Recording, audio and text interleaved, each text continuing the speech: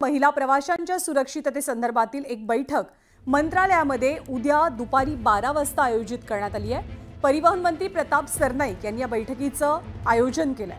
प्रवास करताना महिलांची सुरक्षा हा प्रमुख विषय या बैठकीमध्ये चर्चेला असेल आणि यासाठी विशेष पथकं, हाय अलर्ट बटन, बसमध्ये सीसीटीव्ही अशा अनेक विषयांसंदर्भात चर्चा आणि निर्णय अपेक्षित आहेत।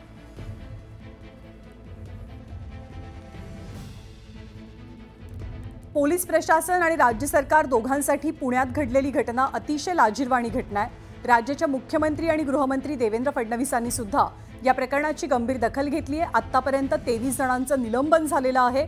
बंद बसेसमध्ये अशा पद्धतीने गोष्टी सापडतात कशा आणि पहाटे 5:30च्या दरम्यान हाकेच्या अंतरावरती पोलीस स्टेशन असताना स्वारगेट बस स्थानक परिसरामध्ये एका एसटी बसमध्ये तरुणीवर बलात्कार होतो कसा, याबद्दल अनेक सवाल उपस्थित झालेत। याच अनुषंगाने राज्याच्या परिवहन मंत्र्यांनी बसमधून प्रवास करत असताना महिलांची सुरक्षा विशेष महत्त्वाची आहे, याच अनुषंगाने एका विशेष बैठकीचं उद्या दुपारी 12 वाजता आयोजन केलंय।